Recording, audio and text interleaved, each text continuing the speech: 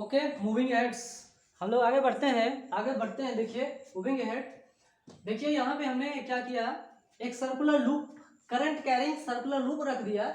इसमें करंट कितना फ्लो हो रहा है भाई, I current is flowing in it, I current is flowing in it.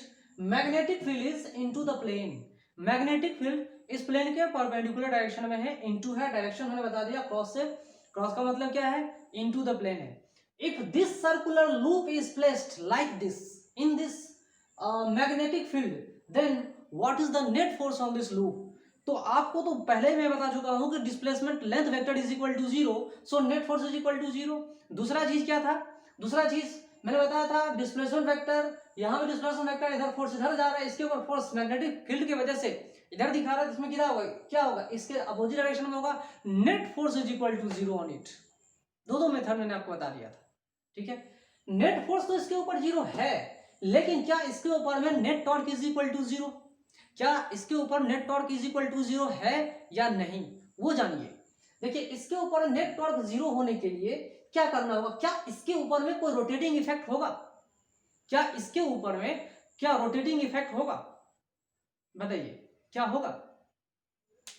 Rotating effect क्या होता है, रोटेटिंग इफेक्ट जो होगा वो हम क्या लिखते हैं, क्या होता है, आर क्रॉस एफ, है ना, ये क्या होता है भाई, आर क्रॉस एफ, या जो कुछ भी है आर क्रॉस एफ होता है ना।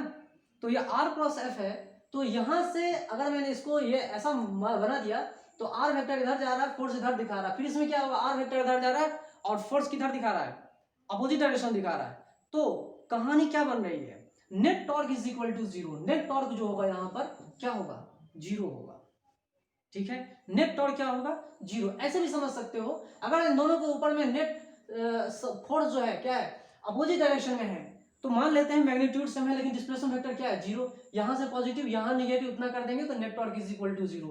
तो इस तरह के कॉन्फ़िगरेशन में फोर्स भी 0 हो रहा है, फोर्स भी 0 हो रहा है और टॉर्क भी 0 हो रहा है, टॉर्क भी 0 हो रहा है। लेकिन क्या कोई जरूरी है कि अगर हमने कोई लूप रखा है, चाहे वो रेक्टेंगुलर हो, सर्कुलर हो या ट्रायंगुलर हो, ट्रायंगुलर लूप के बारे में भी हम लोग समझेंगे, जानेंगे कि अगर हमने एक मैग्नेटिक फील्ड, इसी मैग्नेटिक फील्ड में हमने एक ट्रायंगल को प्लेस कर दिया, तो इसके ऊपर बताइए कि net force is equal to what. तो डिस्प्लेसमेंट लेंथ वेक्टर की तरह आप समझ सकते हैं, लेंथ वेक्टर अगर 0 हो रहा है, लेंथ वेक्टर अगर 0 आ रहा है सामने में, तो net force is also equal to 0 on it.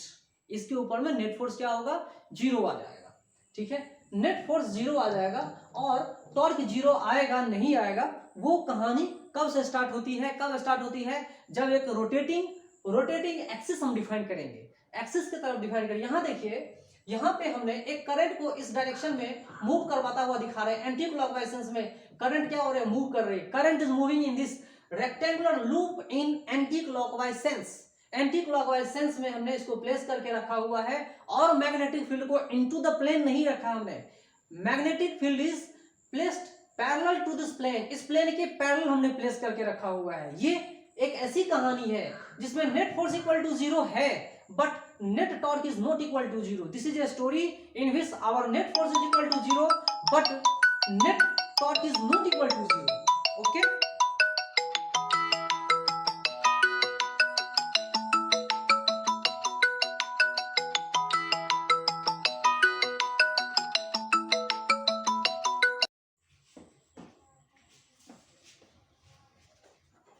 Okay. यहाँ देखिए ये एक ऐसा केस हमने रखा है यहाँ पर, जहां पर मैग्नेटिक फील्ड क्या है, पैरेलल टू दिस प्लेन, इस प्लेन के पैरेलल हमने मैग्नेटिक फील्ड रखा हुआ है, ठीक है। और यहाँ देखिए current is moving in anticlockwise sense,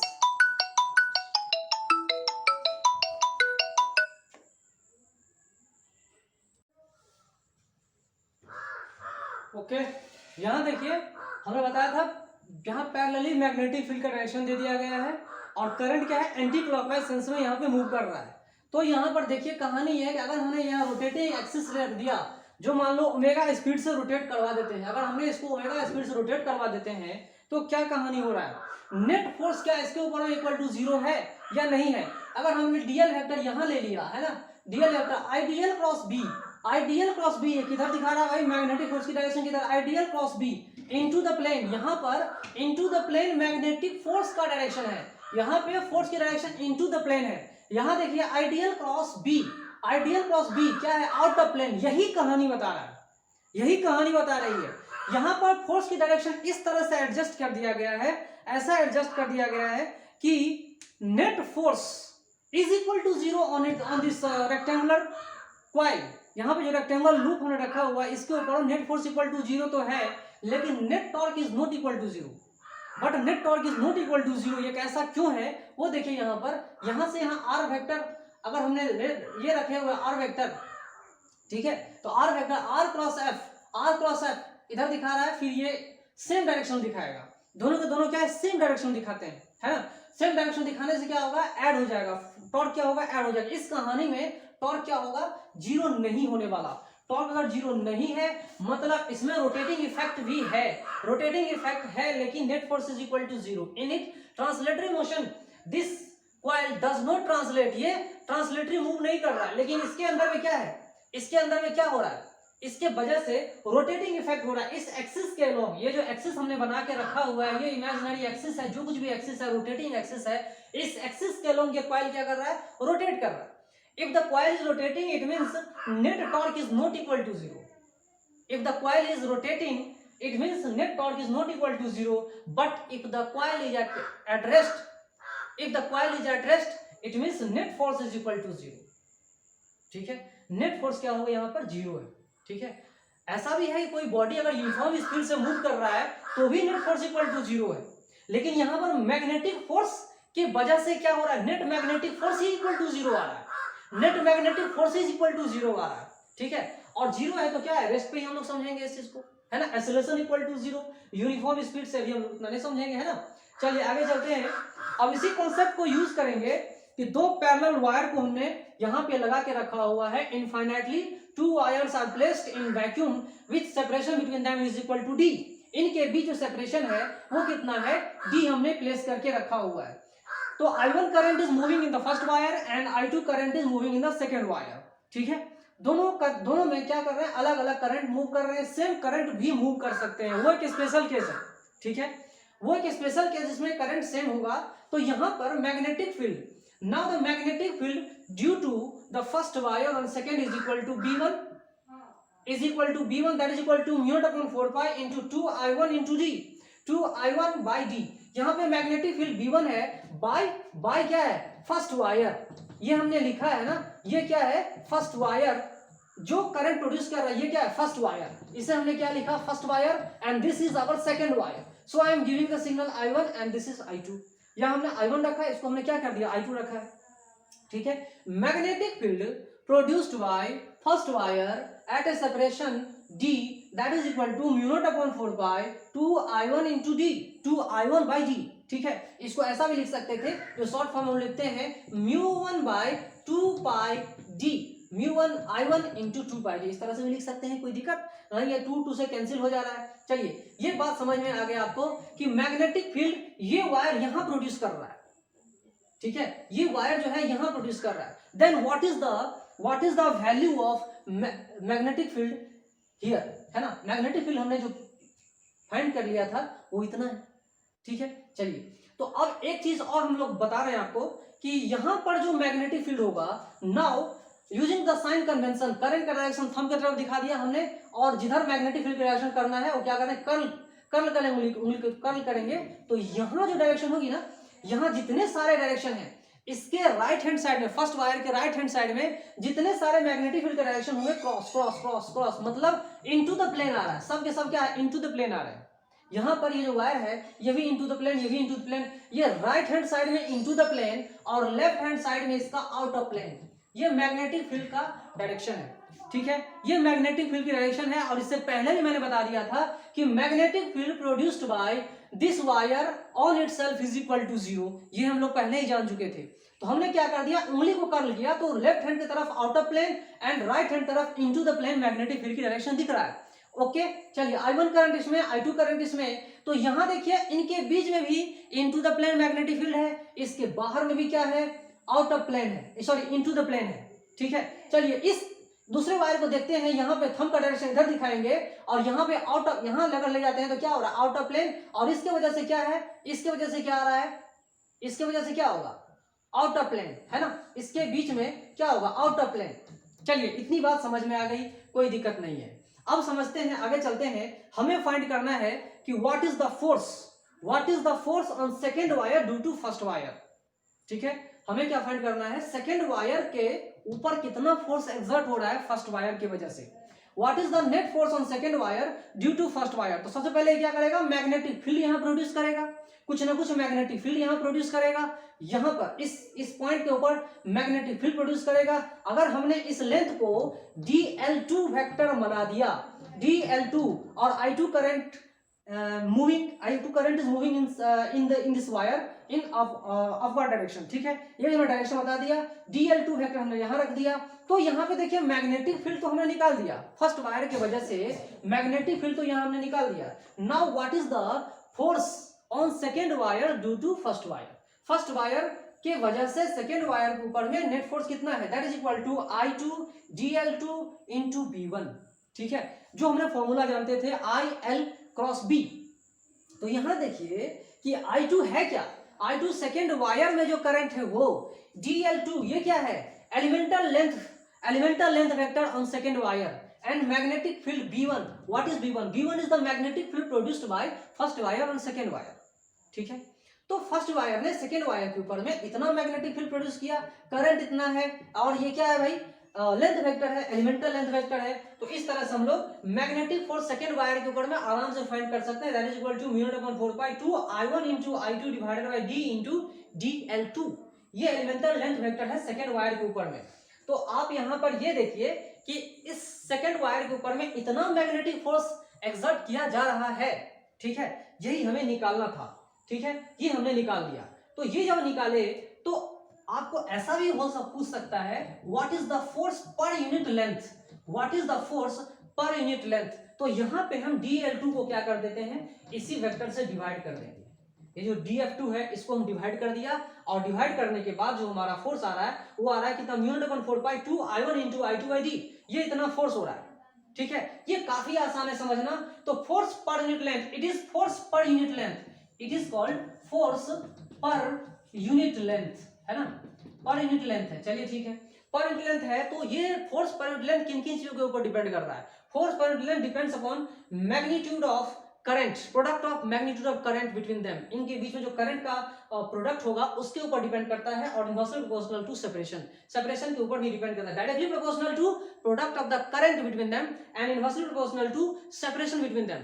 अगर सेपरेशन उनके बीच में कम करेंगे, सेपरेशन कम करेंगे, तो फोर्स पर यूनिट लेंथ क्या होगा, बढ़ेगा। अगर दोनों का करंट का मैग्नीट्यूड हमने सेम रखा है तो। ठीक है, अगर हमने प्रोडक्ट को ही बढ़ा दिया और सेपरेशन को कांस्टेंट रखते हैं, मतलब क्या होगा, फोर्स पर यूनिट लेंथ भी बढ़ेगा। ठीक है, तो ये चीजें आप लोग समझिए, देख ही रहे हैं, समझ में आ रहा है, काफी आसान है समझना इन सब चीजों को। ठीक है, इसी थ्योरम के वजह से आप ऐसा भी समझ सकते हो कि जब हमने दो वायर यहाँ पे रखा, तो यहाँ पर देखो, अच्छे से देखना कि इस वायर के तरफ इनटू द प्लेन है, इस वायर के वजह से भी यहाँ पर क्या हो रहा है, इनटू द प्लेन आ रहा है। मतलब both this wire support the magnetic field towards right of the second wire. Second wire के राइट तरफ दोनों वायर मैग्नेटिक फील्ड को सपोर्ट कर रहा है, मतलब यहाँ मैग्नेटिक फील्ड बढ़ रहा है। यहाँ देखिए क्या होगा, यहाँ ये भी आउट ऑफ प्लेन और ये भी क्या कर रहा है, आउट ऑफ प्लेन, मतलब दोनों एक दूसरे को सपोर्ट कर रहे हैं। मतलब यही दोनों वायर दो ही जगह सपोर्ट कर रहे हैं, लेफ्ट में भी सपोर्ट कर रहे हैं और क्या कर रहे हैं भाई, राइट में भी सपोर्ट कर रहे हैं एक दूसरे को, लेकिन बीच में सपोर्ट नहीं कर रहे हैं। ये दोनों वायर बीच में सपोर्ट नहीं कर रहे हैं एक दूसरे को, ये एक दूसरे को घटाने में लगे हुए हैं, एक दूसरे को क्या कर रहे हैं, अपोज करने में लगे हुए हैं। एक दूसरे अपोज मतलब मैग्नेटिक फील्ड का स्ट्रेंथ इसके बीच में घट रहा है, कम हो रहा है, एक दूसरे के अपोजिट डायरेक्शन में आ रहा है। ठीक है, तो बीच में कहीं ना कहीं कुछ ऐसा स्पेस भी होगा, जहां पर magnetic field is equal to 0, where magnetic field is equal to 0। ये क्वेश्चन आप खुद बना सकते हो। Magnetic field produced by first wire at a separation D, इतना हमने लिखा, तो एक्स सेपरेशन भी नहीं निकाल सकते क्या, एक्स सेपरेशन भी निकाल सकते हैं।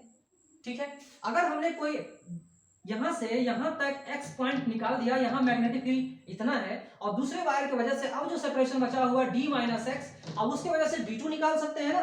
दूसरे वायर की वजह से कितना होगा भाई, mu naught upon 4 pi 2i2 divided by d minus x. ठीक है, तो कुछ ऐसा पॉइंट निकालना है, न्यूट्रल पॉइंट निकालना है। मान लो कि आपको न्यूट्रल पॉइंट निकालना हो, you have to calculate the neutral point in space between them. इनके बीच में कोई ऐसा स्पेस, ऐसा पॉइंट जहां पे न्यूट्रल पॉइंट निकले। Neutral point means the point at which net magnetic field is equal to 0 and neutral point is in the space between them. इनके बीच में कहीं ना कहीं न्यूट्रल पॉइंट होगा, है ना, जो हमने मान के रखा है यहाँ पर, है ना। एक्स पॉइंट पी पॉइंट पे हमने क्या किया, न्यूट्रल पॉइंट निकालना है। मतलब ये मैग्नेटिक फील्ड क्या कर रहा है यहाँ पर भाई, यहाँ मैग्नेटिक फील्ड क्या कर रहा है, इनटू द प्लेन डाल रहा है, और ये क्या कर रहा है, आउट ऑफ प्लेन डाल रहा है। दोनों एक दूसरे को कैंसिल करेंगे।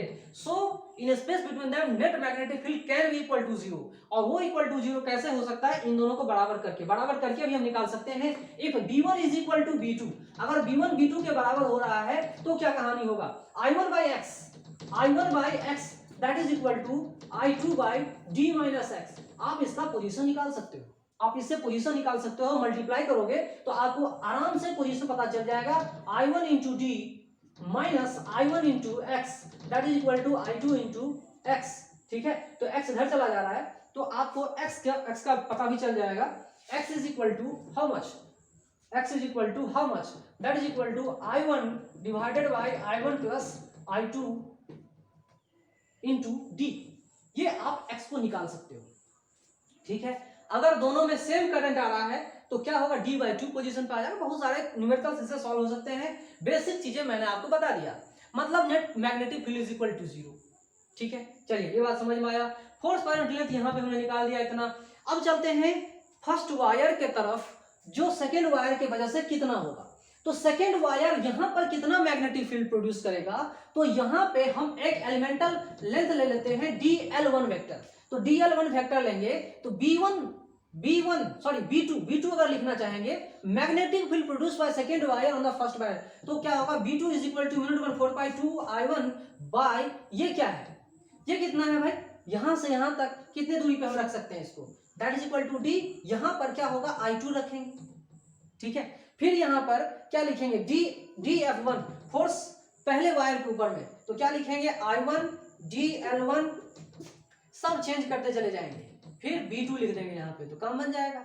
सेम चीज आ रहा है ना, सेम चीज आ रहा है। Force per length on the both wires is equal to same, है ना, दोनों के ऊपर तो सेम आ रहा है। लेकिन मेरा नेक्स्ट क्वेश्चन ये है कि जो मैग्नेटिक फील्ड इस वायर ने प्रोड्यूस किया, तो क्या मैग्नेटिक फील्ड इसके द्वारा जो प्रोडक्शन हो रहा है, ये अपने ऊपर में कुछ फोर्स भी एक्सर्ट कर रहा है क्या। ये बेसिक चीज है, बताओ आप लोग सोच के बताओ, जो ये मैग्नेटिक फील्ड प्रोड्यूस कर रहा है, मैग्नेटिक फील्ड ये जो वायर है प्रोड्यूस कर रहा है यहां पर, ये अपने ऊपर में कितना फोर्स दे रहा है। सो इसका आंसर आप बताओ, सोचो। Net force on the wire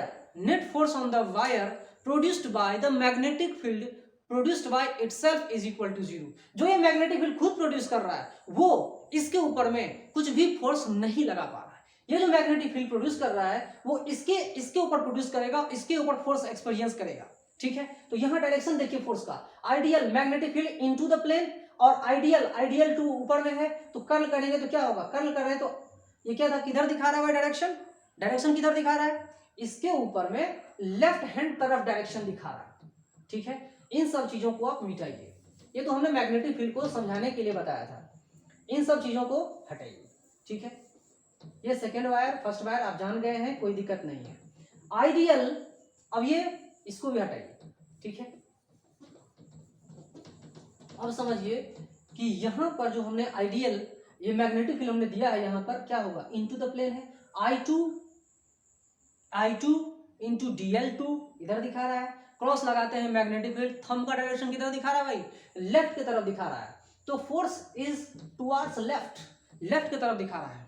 ठीक है, अब इसके तरफ देखिए, अब ये देखिए मैग्नेटिक फील्ड ये क्या कर रहा है, आउट ऑफ प्लेन बता रहा है, और idl2 क्या है, अपवर्ड में आ रहा है, ऐसा क्रॉस करेंगे, idl1 इंटू i1 क्या करेंगे, idl1 into magnetic field cross करेंगे, क्रॉस लगाते हैं तो क्या हो रहा है, राइट की तरफ दिखा रहा है।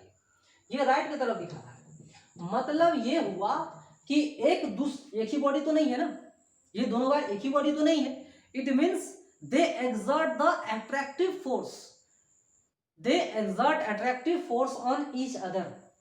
Both these wires exert equal and opposite force on each other. Newton third law से भी समझ सकते हो कि अगर इस सेकंड वायर के ऊपर में फर्स्ट वायर के द्वारा F फोर्स एक्सर्ट हो रहा है तो फर्स्ट वायर के ऊपर में भी सेकंड वायर की वजह से इक्वल फोर्स होगा, लेकिन अपोजिट डायरेक्शन में होगा। अगर ये दोनों सेम बॉडी है तो net force is equal to 0, लेकिन यहाँ पे सेम बॉडी तो है नहीं। It means both these wires will get attracted towards each other. दोनों वायर एक दूसरे की तरफ क्या होंगे, अट्रैक्ट होना शुरू कर देगा। ये भी इधर आएगा, ये भी इधर आ जाएगा, एक्सेलरेट होना शुरू होगा। अगर ये नेट फोर्स, अगर इसके ऊपर में नेट फोर्स इक्वल टू 0 नहीं है, इसके ऊपर में भी नेट फोर्स इक्वल टू 0 नहीं है, it means acceleration is not equal to 0। Acceleration is also not equal to 0। यहां पर भी एक्सेलरेशन 0 नहीं है, यहां पर भी इक्वल टू एक्सेलरेशन 0 नहीं है। मतलब acceleration is equal to F by m1, F by m1 is not equal to 0। यहां पे क्या होगा, F by m2 is not equal to 0। यहां एक्सेलरेशन अलग होगा लेकिन फोर्स सेम नहीं होगा। यहां एक्सेलरेशन अलग हो सकते हैं if they have the different masses, but if they have same masses it means they will have same acceleration but opposite in direction. same acceleration कहना भी ठीक नहीं होगा। same acceleration means having same magnitude and same direction. यहाँ पे same नहीं होगा but their magnitude will be equal. same force भी नहीं कह सकते, force का direction opposite है, same कैसे हो जाएगा भाई, डायरेक्शन भी तो सेम होना चाहिए। तो डायरेक्शन नहीं होने की वजह से इन दोनों का मैग्नीट्यूड सेम होगा लेकिन डायरेक्शन सेम नहीं हो रहा है। तो क्लियर कट मैंने आपको ये सब चीजें बता दिया, ठीक है। इससे पहले जो हम जिक्र कर रहे थे कि कहीं ना कहीं इस बीच में कोई ऐसा पॉइंट था जहां पर मैग्नेटिक फील्ड इक्वल टू 0 था, ये हमने उस पॉइंट को निकाल दिया था। तो x की वैल्यू भी हमने निकाल दिया था। तो इस जगह आप वायर कोई रखोगे ना, अगर इस जगह आपने कोई भी वायर रखा, कोई भी कंडक्टर कुछ इस तरह से हम रखेंगे तो चाहे उसमें करंट ऊपर जाए चाहे करंट नीचे जाए कोई फर्क नहीं पड़ता, net force on the third wire will be equal to 0। जो थर्ड वायर है उसके ऊपर में नेट फोर्स क्या कितना हो जाएगा भाई, net force is equal to 0 आ जाएगा, ठीक है। Because this wire is placed in a position at which magnetic field is equal to 0। एक ऐसे पोजीशन पे रखा गया है जहां पे मैग्नेटिक फील्ड क्या है भाई, 0 है। जब यहाँ पे मैग्नेटिक फील्ड इक्वल टू 0 है तो यहाँ पे मैग्नेटिक फोर्स भी क्या होगा, 0 हो जाएगा। लेकिन अगर आपने किसी वायर को यहाँ प्लेस रखा, यहां प्लेस किया, तो उसके ऊपर में नेट फोर्स जो होगा वो इक्वल टू 0 नहीं होगा, इसके ऊपर में भी नेट फोर्स क्या होगा, 0 नहीं होगा। याद रखिएगा इस चीज को, ठीक है। तो अगर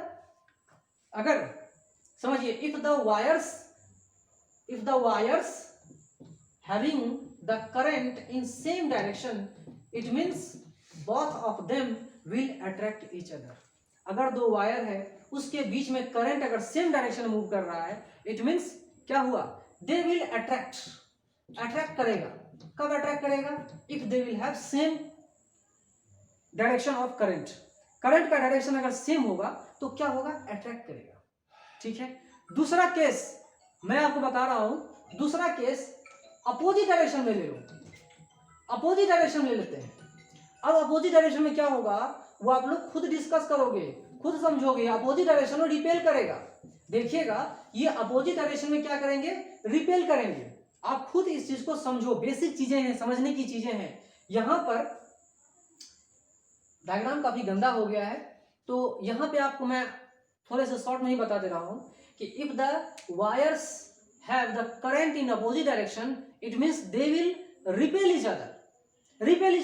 यहां भी आप देख सकते हैं I1 की वजह से इनटू द प्लेन, यहां मैग्नेटिक फील्ड क्या इनटू द प्लेन है, तो इनटू द प्लेन है तो यहां देखिए IL2 क्रॉस B क्या हो रहा है, राइट की तरफ में फोर्स दिखा रहा है, इसके तरफ किधर फोर्स है भाई, राइट की तरफ दिखा रहा है। और सेकंड वायर की वजह से अगर हम थंब की तरफ डायरेक्शन दिखा रहे हैं तो इसमें भी क्या होगा, इनटू द प्लेन बता रहा है। इनटू द प्लेन में क्या हो रहा है, इधर भी क्या हो रहा है, इधर भी क्या हो रहा है, राइट इधर लेफ्ट की तरफ फोर्स बता रहा है। मतलब if the wires having opposite direction wires, ठीक है, दो वायर अगर लेते हैं दोनों में अपोजिट डायरेक्शन में करंट अगर मूव कर रहा है, किसी में ऊपर जा रहा है किसी में नीचे जा रहा है, तो दोनों वायर एक दूसरे को क्या करेंगे, रिपेल करेंगे, दोनों एक दूसरे को क्या करेंगे, रिपेल करेंगे। इस तरह से बहुत सारे न्यूमेरिकल्स आप सॉल्व कर सकते हो, खुद भी सॉल्व कर सकते हो, कोई बहुत बड़ी बात नहीं है। Then after we will define the 1 ampere. 1 ampere कैसे डिफाइन करते हैं वो भी हम लोग पढ़ेंगे अब, ठीक है।